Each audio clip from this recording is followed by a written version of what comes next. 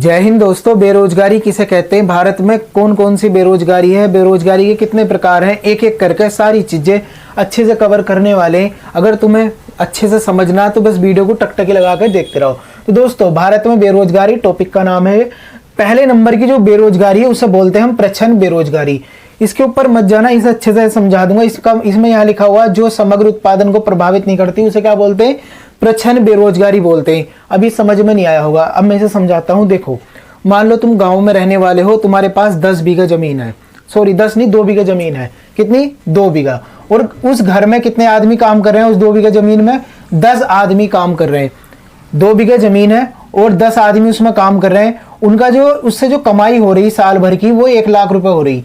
ठीक है, अब इसमें से क्या करो, मान लो 7 आदमी अगर इसमें से निकाल दो, 10 में से 7 आदमी ने काम छोड़ दिया या काम नहीं कर रहे, तो 3 आदमी बचे। अब ये 3 आदमी भी इस 2 बीघा खेती में काम कर रहे हैं, तो भी इनकी कितनी हो गई, जो वार्षिक आय हो गई या जो इससे मतलब कमाई हो गई वो कितनी हो गई, 1 लाख रुपए हो गई। तो ये जो 7 आदमी होंगे ये प्रच्छन्न बेरोजगार कहलाएंगे। यानी कि जितने की जरूरत नहीं उससे ज्यादा उस चीज में अगर काम कर रहे हैं और उसका उत्पादन बिल्कुल भी नहीं बढ़ रहा तो उसे प्रच्छन्न बेरोजगारी कहते हैं। आई होप तुम समझ गए होंगे इसे। नेक्स्ट है ये जो प्रच्छन्न बेरोजगारी गांव में ज्यादा देखने को मिलती है, जहां पे खेती होती, क्योंकि खेती में ज्यादा तो खेती होती नहीं, 1 बीघा 2 बीघा होती है और उसमें 4 से 5 आदमी उसमें लगे होते हैं, जबकि वो उसका उत्पादन नहीं बढ़ाते। 4-5 आदमी, उत्पादन उतना ही होता लेकिन बस लगे रहते हैं, तो इसे प्रच्छन्न बेरोजगारी बोलते हैं। मौसमी बेरोजगारी, इसे हम सीजनल अनएम्प्लॉयमेंट भी बोलते हैं। देखो इसमें होता क्या, साल में कुछ समय रोजगार नहीं मिलता। जैसे हमारे यहाँ से क्या होता है, उत्तर प्रदेश से क्या कुछ लोग जम्मू कश्मीर में काम करने जाते हैं।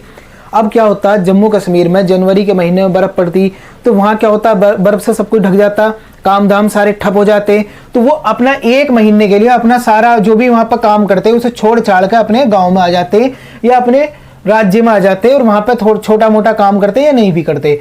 तो ये क्या हो गया, 1 महीने तक क्या हो गए, ये बेरोजगार हो गए। तो इसे क्या कहते हैं, मौसमी बेरोजगारी कहते हैं। जो मौसम के कारण होती बेरोजगारी वो मौसमी बेरोजगारी कहलाती। जैसे गांव में खेती करते, बरसात के मौसम में ज्यादा कुछ होता नहीं, बैठे रहते, तो वो कैसे हो गए, मौसमी बेरोजगारी के कैटेगरी में आ गई।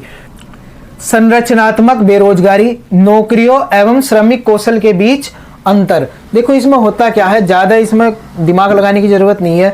जैसे क्या है, यहाँ पे लिखा नौकरी भी है और कौशल भी है, लेकिन दोनों एक दूसरे के विपरीत है।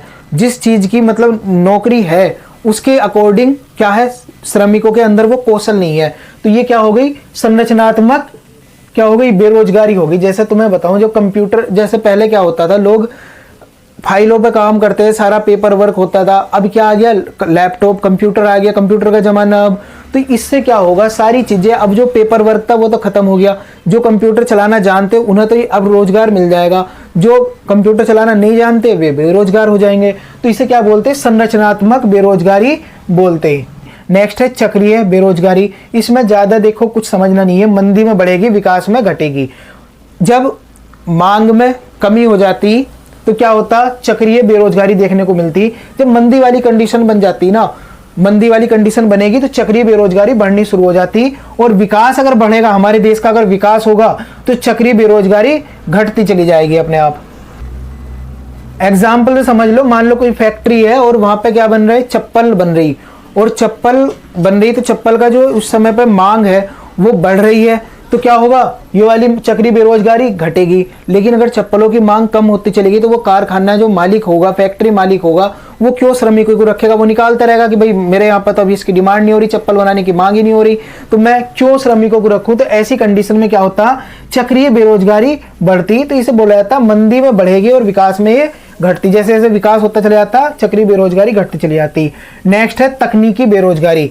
जब तकनीक में परिवर्तन होता तब ये बेरोजगारी देखने को मिलती। मैंने अभी इसका संरचनात्मक का उदाहरण दिया था, सेम इसे ऐसे ही समझ लो।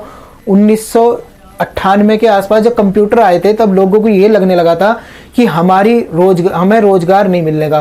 क्यों? क्योंकि टेक्नोलॉजी में परिवर्तन हो गया था। तो ऐसी जब टेक्नोलॉजी में परिवर्तन होता, जैसे जब कंप्यूटर आ गए तो लोगों की जो काम 10 आदमी मिलकर कर रहे थे वही एक आदमी कंप्यूटर बैठकर उसे कर ले रहा था। तो टेक्नोलॉजी में जैसे ही परिवर्तन आया तो क्या हो गई, ये वाली बेरोजगारी देखने को मिलती। क्योंकि जो काम 10 आदमी कर रहे हैं वही काम एक आदमी टेक्नोलॉजी का इस्तेमाल करके खत्म कर दे रहा, तो उसे क्या बोलते हैं हम? ऐसी कंडीशन में तकनीकी बेरोजगारी बोलते हैं। नेक्स्ट है घर्षणात्मक बेरोजगारी, एक नौकरी से दूसरी नौकरी के बीच का समय। ये तो देखो चलता रहता, ये वाली बेरोजगारी तो मान लो अभी तुम नौकरी कर रहे हो कोई सी, तुमने वो छोड़ दी, अब दूसरी नौकरी जब तक मिलेगी तो इतना तुम बेरोजगार हो, तो इसे क्या बोलते हैं? घर्षणात्मक बेरोजगारी बोलते हैं, फ्रिक्शनल अनएम्प्लॉयमेंट इसे बोला जाता। नेक्स्ट है सुबेद रोजगार। देखो इसमें क्या है, इसमें रोजगार तो यहाँ पे देखो बेरोजगार नहीं लिखा हुआ, यहाँ पे रोजगार लिखा हुआ, लेकिन ये भी सुबेद जो रोजगार होता है ये भी बेरोजगारी कैटेगरी में आता।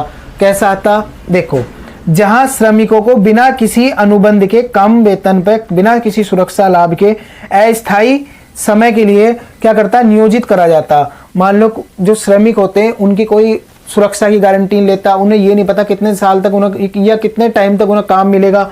वो काम कर रहे हैं लेकिन उन्हें ये नहीं पता कितने टाइम तक वो काम करेंगे, कोई सुरक्षा नहीं होगी, वेतन भी बहुत थोड़ा होगा। तो ये किस कंडीशन में आता? सुबेद रोजगारी कैटेगरी में आता, और इस सुबेद रोजगार को भी बेरोजगारी बोला जाता। तो दोस्तों ये थी बेरोजगारी, जो भारत सहित पूरी दुनिया में प्रचलित है। तुम कौन से वाले बेरोजगार हो? अगर तुम बेरोजगार हो तो इनमें से कौन से वाले हो ये तुम बताना जरूर।